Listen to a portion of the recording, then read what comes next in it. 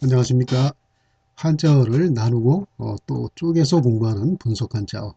오늘은 70번째 시간입니다. 자, 오늘 공부할 한자어는 다음 그림을 보면서 어떤 것인지 우리가 한번 알아보도록 하겠습니다. 자, 이것은 산림청에서 발표한 자료인데요. 국내 산림 구성 비율입니다. 산림이라는 것은 이제 산에 있는 숲을 뜻하겠죠. 숲, 산림. 그래서 어떤 종류의 나무로 구성되어 있는지 이렇게 조사한 자료입니다. 자, 대부분의 산림은 이렇게 침엽수로 구성이 되어 있습니다. 한 40%인데요. 거의 과반수에 가까운 수치인데요. 침엽수의 대표적인 나무는 뭐 소나무겠죠. 우리나라 사람들이 가장 좋아하는 나무가 소나무라고 하죠. 그 다음에 또 하나가 이제 활엽수입니다. 활엽수가 한 26.99%니까 27% 정도 됩니다. 나머지는 이제 두 가지 수종이 섞인 이렇게 혼합림이라고 볼 수 있는데요. 대나무는 거의 없죠. 예. 그리고 나무 없는 임야는 뭐 한 3%밖에 안 됩니다. 우리나라가 굉장히 산림 사업이 잘 되고 있다는 그런 것을 우리가 또 볼 수 있는데요. 자, 우리가 오늘 공부할 것은 바로 이 침엽수에 관한 것입니다. 왜 소나무, 전나무 이런 것을 침엽수로 가는지 우리가 한번 알아보겠습니다. 자, 여러분도 그 소나무 잎을 보셔서 알겠지만 바늘처럼 뾰족뾰족하죠. 그래서 침이라는 것이 바로 바늘을 뜻하고 있는 그런 한자입니다. 자, 그러면은 왜 바늘이라는 것을 이런 한자로 이렇게 표기해 놨는지 만들었는지 우리가 한번 이 한자를 분석해 보도록 하겠습니다. 자, 바늘은 쇠로 만들었기 때문에 이렇게 쇠금자가 들어갔습니다. 이건 열십자인데요. 바늘의 모습 같지 않죠? 근데 옛날에는 이제 열십자를 이렇게 쓰지 않고 이렇게 썼다고 합니다. 나중에 이제 가로 획자가 하나 더 추가가 된 거죠. 그래서 요즘에 그 열십자의 모습을 이렇게 쓴 것이라고 하죠. 그래서 쇠로 만든 것이, 그러니까 이렇게 생긴 쇠로 만든 것이 바로 바늘이다. 그런 뜻에서 요 글자가 바늘을 뜻하고 있습니다. 그 다음에 옆은 뭐 당연히 잎이겠죠. 자, 그렇다면 왜 요 한자가 잎을 뜻하고 있는지, 왜 잎을 이러한 한자로 만들어 놓고 있는지 표기해 놨는지 한번 또 분석을 해보도록 하겠습니다. 자, 맨 밑에 있는 것은 나무죠. 잎이 나무에 있기 때문에 여기 나무란 글자가 들어갔습니다.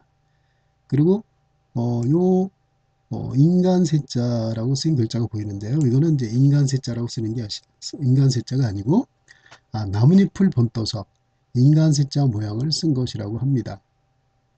자, 나무잎은 말 그대로 나무에 달려 있기 때문에 그래서 이렇게 나무에 달린 잎을 묘사하기 위해서 이렇게 표기해 놓은 것이죠.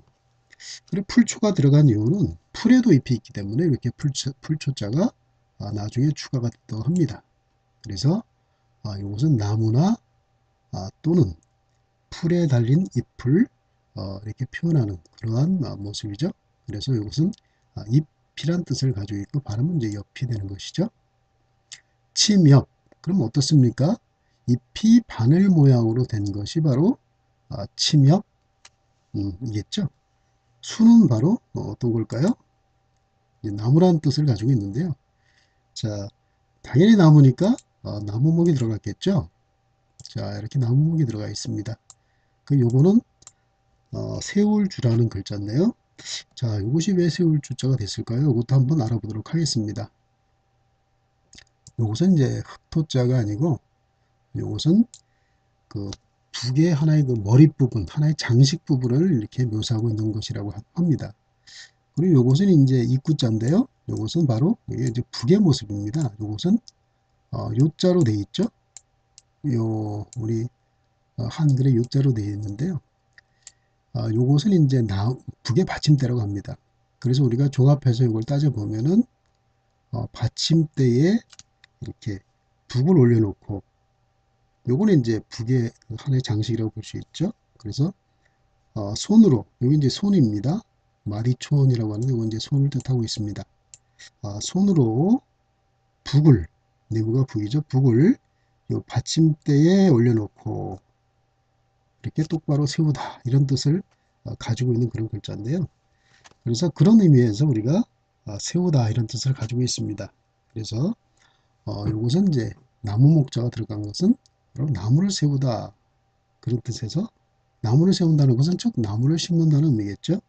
그래서 이것이 하나의 나무라는 뜻을 가지고 있습니다. 자, 그렇다면 우리가 어떻게 해석하면 될까요? 잎이 뾰족뾰족한 잎의 모양이 바늘처럼 생긴 것이 바로 침엽수다. 이렇게 우리가 해석하면 되겠죠. 그럼 활엽수는 우리가 반대로 생각하면 잎이 널쩍한 것이 예를 들어서 이제 오동나무라든지 떡갈나무처럼 잎이 넓적한 것이 바로 활엽수입니다. 그래서 활자라는 것은 문이 넓다 이런 의미에서 예, 요게 이제 살활자입니다. 문이 이렇게 넓다는 의미에서 이렇게 살활자가 들어갔는데요. 말 그대로 잎이 넓은 것이 바로 활엽수다. 예, 그런 의미에서 활엽수라는 이름이 생긴 것이죠. 자, 그래서 우리가 소나무나 전나무 이런 나무를 왜 침엽수라는 이름을 붙였는지 이제 이해가 가실 것입니다. 자, 그렇다면 속도사전은 어떻게 설명이 됐는지 한번 보겠습니다. 자, 침엽수하고 이렇게 한자가 병기되어 있습니다. 기존 사전은 여기까지 똑같은데요. 속도사전은 다 이렇게 한자의 뜻을 이렇게 다 적어놨습니다. 바늘, 잎, 엽, 나무, 수 이래가지고 바늘 같은 잎이 돋는 나무가 바로 침엽수다. 이렇게 해석을 해놨죠. 그래서 우리가 단지 이렇게 한자의 발음만 가지고서 공부하는 것은 사실 아무런 의미가 없습니다. 뜻 자체는 바로 여기에 숨어 있기 때문이죠. 그래서 우리가 한자는 쓰지는 못하더라도 사실 쓰는 거는 크게 중요하지 않습니다. 이 한자의 의미라는 것이 뜻을 아는 것이 더 중요하기 때문이죠.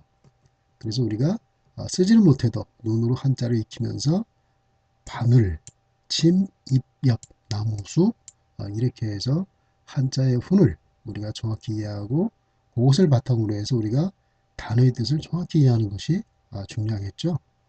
자, 침엽수 이렇게 하니까 금방 머리에 들어오고 또 어떤 나무인지 머릿속에 이렇게 상상이 되시겠죠. 자, 오늘은 침엽수에 관해서 한번 우리가 알아봤습니다. 자, 오늘은 이것으로 마치도록 하겠습니다. 감사합니다.